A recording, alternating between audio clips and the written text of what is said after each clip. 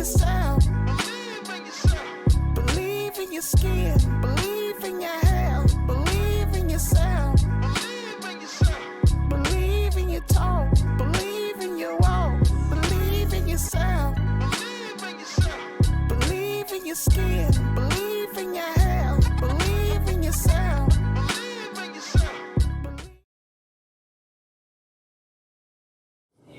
What it do, guys? My name is Ogechi, and I am Igbo Nigerian by way of Kansas City, Missouri. All right. So we're sitting here. Let's get right into it. Cool.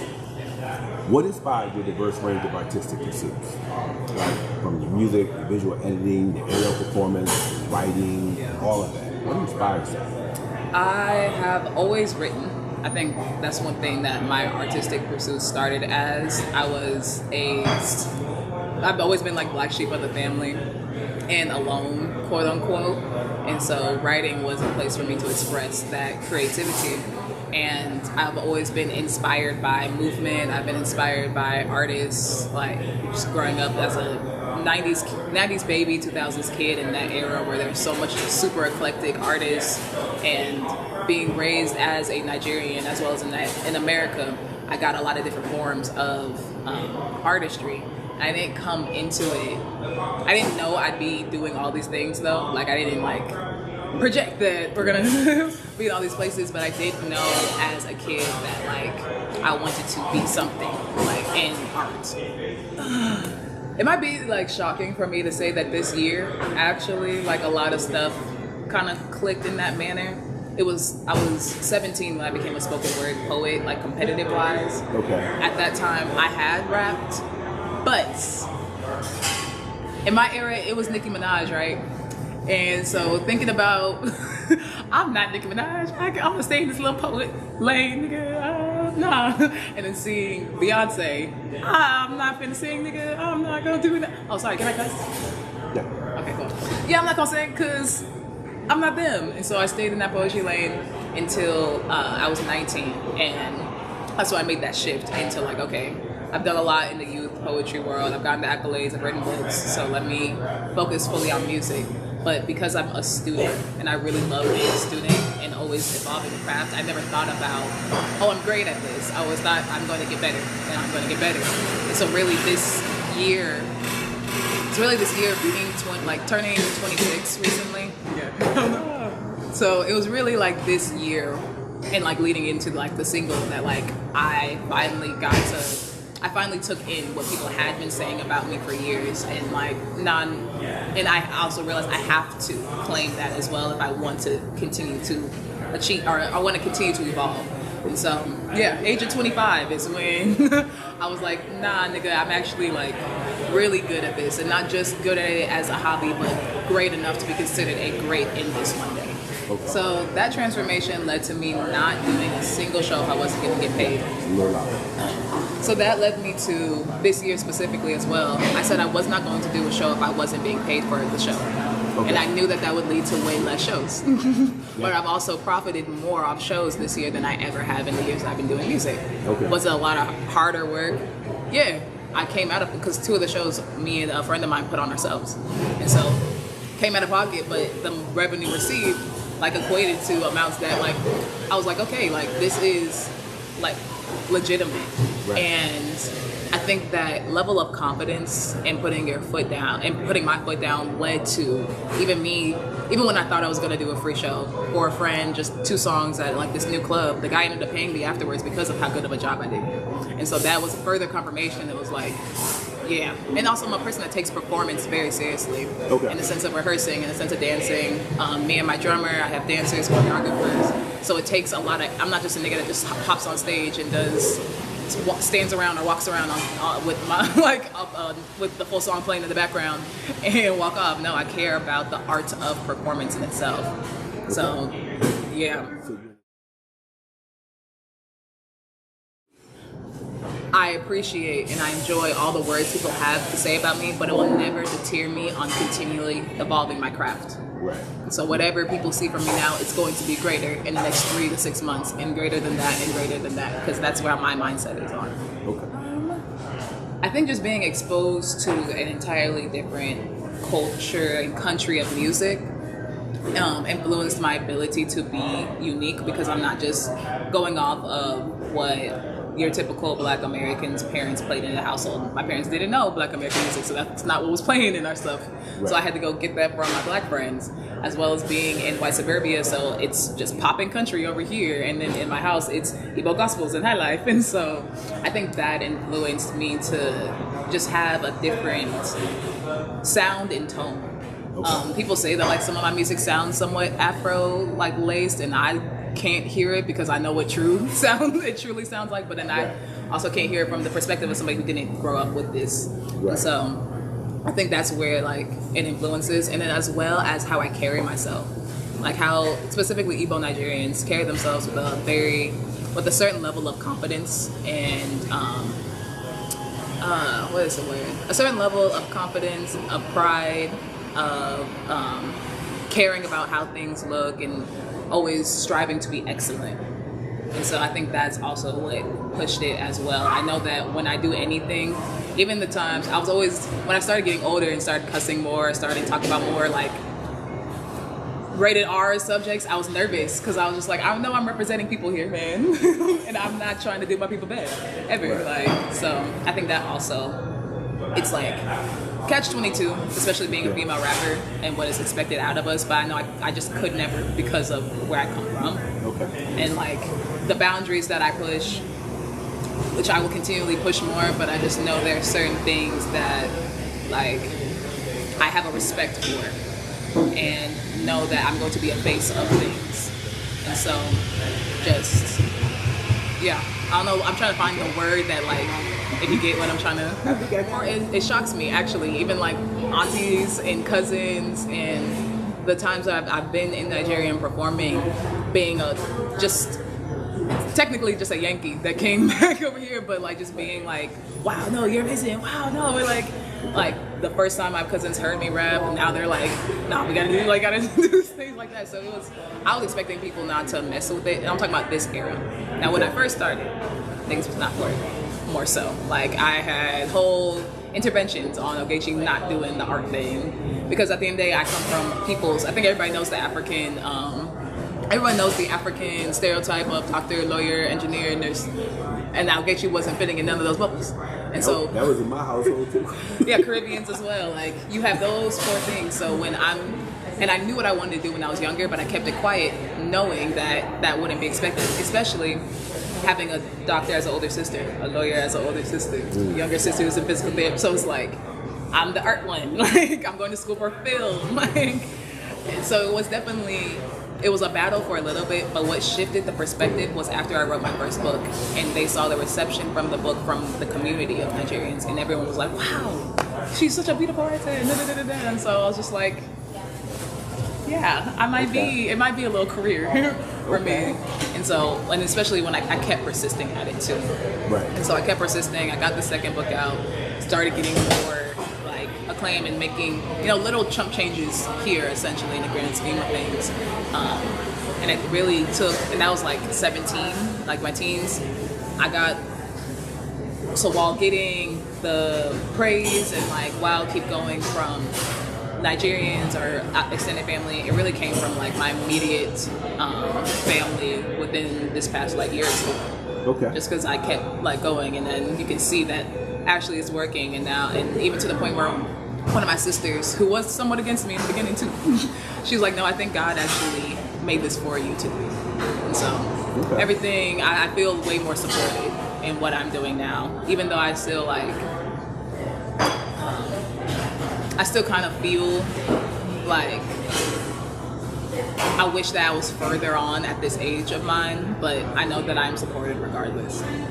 The pivotal, so I talked about pre-interview, we talked about the Generation Rap show I was on. Absolutely. So that being a part of that show is what I met a friend, Ezekiel, who was a spoken word poet, and he actually took me to my very first poetry slam. Okay. And so that blew my mind because I didn't know this existed here, and like I did a poem because at that point I've been writing just to myself, like to girl stuff and like sadness because I was a depressed teen and stuff like that. And so it was that night that someone said spit poet, and it was like unlocking in my mind because that was the first time anybody had referred to me as a poet. And that woman in the audience, quite literally 6 months later, became one of my first poetry mentors. Oh, wow.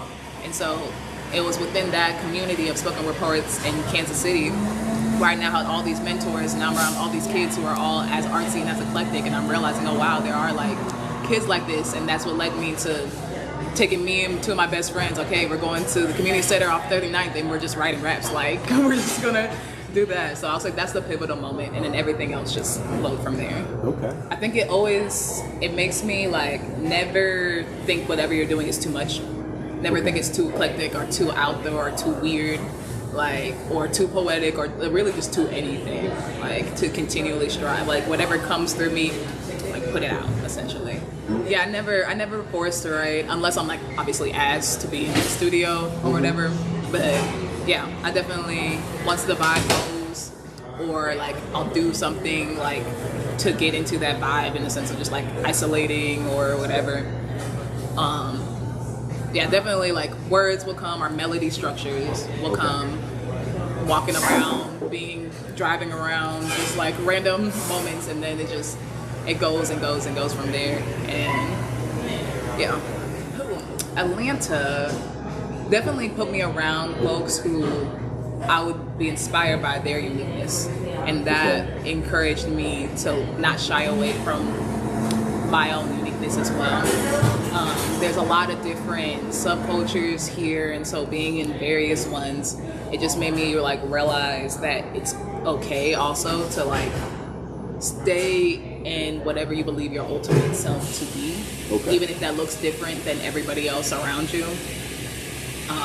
I'll say, and also there's a lot of entrepreneurship out here. Like, a lot of people just get the work done, and also some people don't. But not like I've been. It is what it is. It is what it is. But that it definitely taught me to just like that it's possible, especially coming from a place like in Kansas City where like you can make a lot of steam happen, but at the end of the day, there's only so much you can do. And places that don't have the environments that already had this. Like, we have a couple artists like Janelle Monáe or Tech Nine, but those people went to LA, went to New York, went to Atlanta, you know. You're from Kansas City? Yeah. I didn't know. Okay. Yeah. And so coming here as a transplant and realizing that a lot of the people in Atlanta are actually transplant. You're gonna be lucky to find people born and raised in Atlanta. That like definitely encouraged me in the beginnings. Okay. Tell me about your book. Tell me, how many books have you written? 2. 2 books. Yes. The first one you published was self-published? Self-published. When you were a teenager? Yes. And when did you publish the second one? Published the second one when I was 20. Yeah, I was 20. I had became Atlanta's Youth Poet Laureate at 19, and that came with a book deal. And so that's where that second book came along. It was put together by Urban Word NYC and the Urban Word NYC and one other company. It's just escaping my mind. Okay. But yeah, so the first book, Lost Negro Records, I really wrote it my first year in college because I got the opportunity to do a poetry feature. Like, I moved here in 2016, and I was given the opportunity to do a feature in 2017, and I was like, Ogechi, we cannot do a poetry feature and not have a book. And so first semester, I spent a month and I got Lost Negro Records out. And then the second one, I made it's called This Is My Country, and it's more of like kind of a coming of age and a showcasing of what it means to be a first generation, for myself, Nigerian, but just somebody who has the claim of 2 countries. And it's a compilation of poems that I wrote from 17 to 20 or 21, I can't remember. I think it was like 2019. Yeah, essentially in that age range to show my progression and also just my identity, conflicts, and, you know, cohesions of what it means to be a Black American as well as a Igbo Nigerian person. Okay. How difficult is it to explain this teaching? I guess it wasn't necessarily too difficult because it's over the course of like a bunch of poems, and so just giving that perspective and how they are very similar. I think that's one of the things that I think people may get out of the book, but there are just slight cultural differences. But the Black American culture comes only from Africa, so it's just like things like that colonial. Like I emphasize the impacts of colonization and colonialism, and how colonialism was here before racism. And so the destruction, that there are people who purposefully destructed the culture, and Black Americans, no matter what, they still held on to things that you could never come away, but it was convoluted. And so, yeah, people, that's one thing I hope that people realize, that yes, there are small differences, but we are the same, like, people. As much as niggas, Africans will be Africans, like, too. I'm still trying to figure that out, man. I do what I can. I think I always have an emphasis on growing my talent to be unquestionable. Regardless if you actually listen to my form of music, you can't not look at me and not see a superstar. You can't not look at me and not know that she is talented.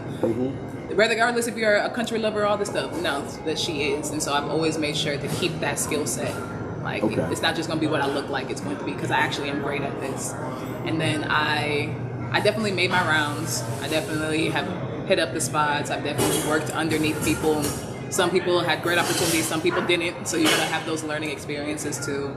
I've been my own manager, agent, sending the emails, making the marketing things, making the press releases, and even like trying to do essentially everything to write in this moment, still going through and doing that. So, and then you see, and then making relationships as best as you can. So a lot of the things that I, especially this year, have come up has become because of relationships that I started or began years ago, and seeing them come to fruition. Those people grow, that means you grow with them because you're still on their mind as somebody who was dope, or you're somebody on their mind who was helpful. I've helped a lot of people. I've worked, I guess in general I am a helpful person because I just believe in doing that for people, but as well later on, people remember that of you. They remember how your character was. Absolutely. And so I pride myself in having that.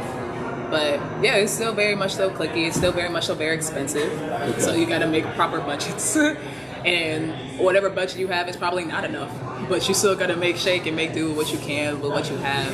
And I think this year also, a lot of the people on my creative side of the team, I realize how much of a great creative team that I have right now. And especially not just in creation, but as friends. Like the people who are going to encourage you on the days where everything is falling apart. Or the people who I work with who like, I know money tight right now, we can do this payment plan because it's you, and I know that you actually do this for real and work hard, and I see your vision and I want to help that. And so it's like really, and technically that does go back into relationships. And I'm the type of person, I'll work with anybody. Like if you're new at something, I don't necessarily mind the newness as long as you have the passion. But it takes that one time. And if I realize in that one time that, no, I'm on to the next. I think that's one thing. I've never been complacent.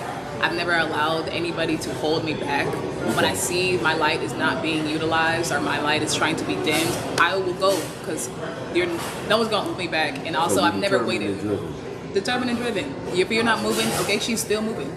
Even if you're supposed to be the person moving with me, I know it's my career, so nobody's going to work harder at my career than me, even if that means I got to be alone again. So that was definitely inspired by how I was talking about earlier, like making that recognition that I need to claim who I am as well and not just allow people to tell me. And so, and then also this year as a woman, I've grown a lot. Like as an artist, as a woman, as a dancer, last year I'd gotten a piece of advice to specifically work on my womanhood. So earlier this year, I was in a real messed up place because I was just thinking about, with my full career and this is a new year, what am I going to do? I didn't know. I really didn't know. And so I could work on myself though. And so that's when I actually began aerial arts, was back earlier this year. And that just opened up a whole different world. Oh wow. And I was also only around women because it's a women's only studio. And so like once, and then in that time period as well, I had linked up with my photographer, Ukaraj Dez, and we started doing monthly shoots. And so at one of the shoots in the summertime, I want to say probably in the spring, summertime, just made, I don't know if she said it or I said it, but the word frame me came out, and I was like, girl, I'm gonna make a song about that. And then I had gotten production from my producer. I had just a beat pack he sent, and there was a specific beat that just like clicked with that idea, and I had that melody, like something, and so that was just running in my head for like a week or two before I finally, like, it was like one of the umpteen times that melody came back into my head. I was like, okay, no, sit down, write it. And so that's when I got to writing it, and then I realized as well, like being a videographer, or being somebody who has a film degree myself, and I'm the visual editor behind 98% of my, 98% of the work you see I edit. And so I was like, this would be kind of cool. And I also enjoy conceptual songs. I enjoy songs that are sensual or sexual in nature, but are not vulgar. And so you still get that it is somewhat of that kind of song, but I don't cuss at all in there. So, and then having a song that was me proclaiming, like, to myself that I am immaculate, and I see also myself as someone who is desirable, because I've been a person, like how I said before, being a depressed teenager, that has been consistent throughout my whole life, and just the extreme self insecurities, body dysmorphia, other mental health issues that just riddled me. And that's another reason why I couldn't take in compliments on anything, because I just like, I'm not this level, so I could care less until I'm here. And so with this year and me coming to all these different awakenings and blossomings, I was like, no, wait, Ogechi, maybe maybe we are. And I think we're actually doing ourselves a disservice if we don't claim that. Well, I guess with creative process, yeah, I think it's always like very eclectic. Okay. Like we talked about the like melody hitting your head. I have a personal library at home because I read still. Not really, like I really enjoy it. Like it's the second bookshelf I built for myself, and it's already filled. I'm just like, wow, we either got to go bigger or make two now. Like, and so definitely I got our inspiration from just like reading. I may hear a song and I'll hear my own song on top of their song, and so now I gotta go do something. I constantly I'm not like a rapper freestyler, but I can freestyle songs just like it's anything, like singing. Yeah, how long you been singing? I knew you rap. I didn't know you sang. Yeah, I mean, Immaculate's a song. No. This is before I just heard Immaculate once I've been out here, but when you came to Springfield, I didn't know. I thought you was. Oh yeah, I was rapping then. Yeah. I didn't know you sang it. I actually was in choir in elementary school, and I quit after 6th grade because I didn't want to sound like nobody. It was wild because actually there's two reasons why I quit. I beat myself up now because I'm like, dang, okay, we could be such a great ass singer if we would have stayed in choir. But one, you see my voice is like low, so I was an alto, but truly my voice is a tenor. And I asked the choir director if I could sing with the boys, tenor, and she said no. And I was like, oh, cool, bad. You're not gonna see me next year. And then like I thought about it, I was like, I don't want to sound like one big, you understand? I got an eclectic voice. I'ma just stay with my roughness. And then I went to art and then theater. Okay. And so, but yeah, I always considered myself a rapper first, writer first. And it was really like in college time that I like started getting vocal. I attempted to start getting vocal teachers. I didn't really get a legitimate one until actually this year, a couple months ago. Okay. Because I didn't want it to be, I'm a rapper who just has some songs. Like, no, I want that to be as great as, I know what's going to be the top tier one, but I want this skill set to also showcase itself. And I do believe I have a unique voice that outside of what's going on in mainstream right now. Okay. And so, yeah, I am a singer as well. Working my way up to be a vocalist. Have you ever fused your native dialect? I have. Yeah. I don't think anybody notices. Really? Because it'll be like a word or two, or like a certain, like my song, Jollof Rice. That includes a lot of either Igbo words themselves, or more so like phrases or colloquial slang terms that are specific to West Africans. Okay. And so,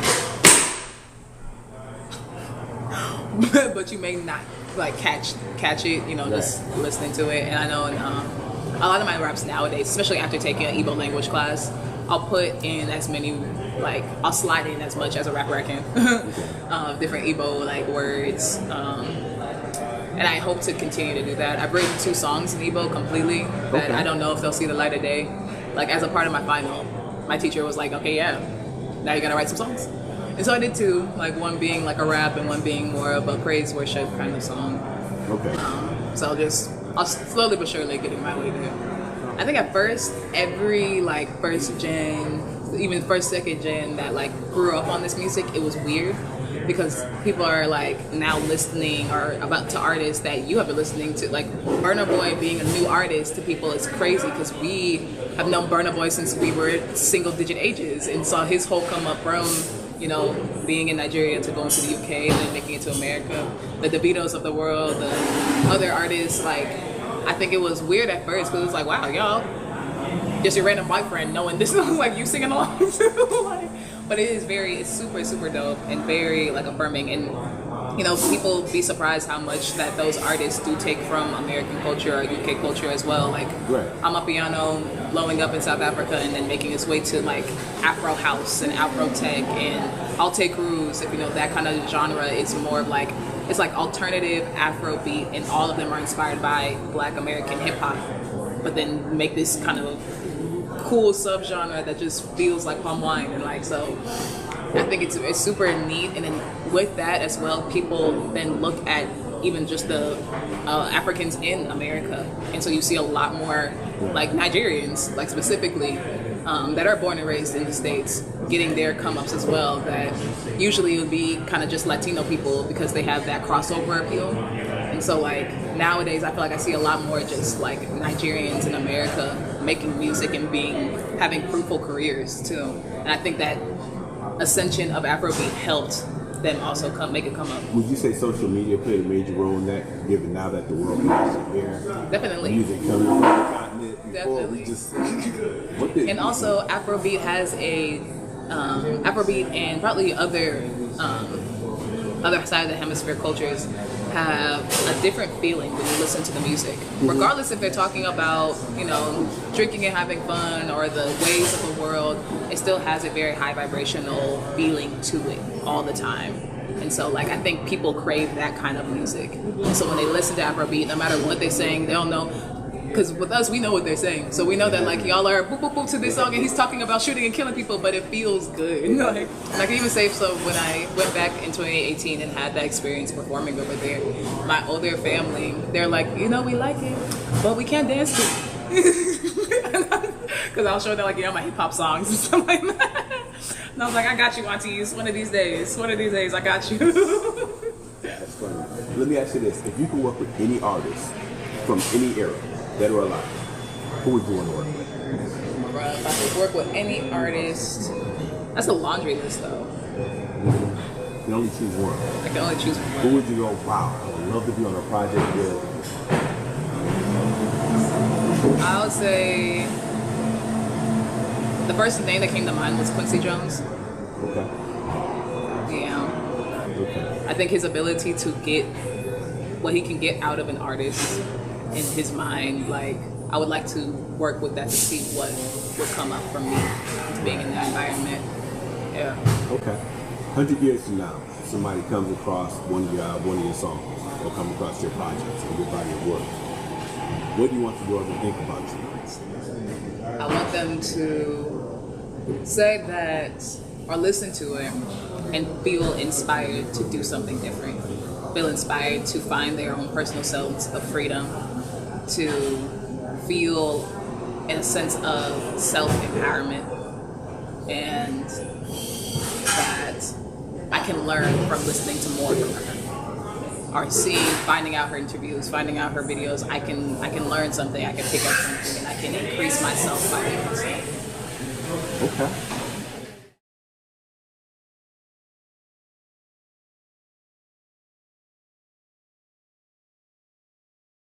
You know that. How does it make you feel when people put your beauty in your art? How do you balance that? Oh, I mean, I feel like that's a constant as a woman in all workplaces, not just art. Like, and so the whole pretty privilege thing, I'll say, I mean, you use it to your benefit where you can. Then, I mean, you can't stop that from being a thing. So it's like, if I'm in a room because I'm pretty, okay, I know I'm still skilled. When I know I'm skilled, I know I'm smart, I know I speak well. So you can't take away any of those. This just adds to the whole, package. I think it does. I think when people do try to assume you're dumb because you're pretty, I don't know why that's still a thing. But it does happen. And I think because I have a sense of confidence in all of those things that I said, I don't necessarily care if you look over me or look at me a certain way just because I'm cute. Because I guess I'm not a person that needs to shout I don't need to like prove. I'm not fighting anything because I You have don't need to be validated. no. Like, so yeah, I try. It doesn't necessarily like super affect me. And if I got into this room because I'm pretty, I know I'm staying because I'm smart and talented. My name is Ogechi, also known as OG, Gechi Baby, Divinity, if you see me flying around in the sky. You can follow me at CEO_OG on Instagram and TikTok and all the other social media platforms. I'm CEO_OG. Of all the dope things are coming out. When it comes to Immaculate, I have the official music video. I'll be doing a lot of different movement videos as well. And this is leading itself on to another mixtape in my Divine Timing series next year. So really stay tuned because I'm very, very excited about this next era of music. Well, where can you download your music at? You can get it on Spotify, Apple, Tidal, on my website itself. And then later on, when it comes to the project, I don't know if you know who Lamar is. Yeah. So he has a platform called Even. So I just became a part of that thing. Okay. So I realized though you can't put singles on there. It's only projects. So that'll be the first place that my project will come out next year in I want to say late spring, early summer times. So just stay tuned with what I'm doing because it's continually expanding. Right now I don't have a manager, I don't have an agent, I'm not signed. So it's all still just coming from in-house, and so every kind of bit of support, like, subscribe, donations, all truly go into making this career happen. Because I still work a regular job like everybody else. I'm still in school, like getting certifications to expand my own entrepreneurship. But I still put full force into this thing called music and performance. Thank you.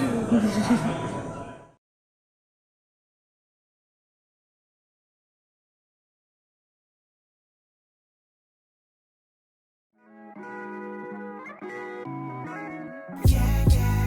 We're real strong people. Yeah, yeah. We can do anything. Yeah, yeah. We can't be worried about what they say. My brother, my sister, just believe in yourself. Believe in yourself. Believe in your skin.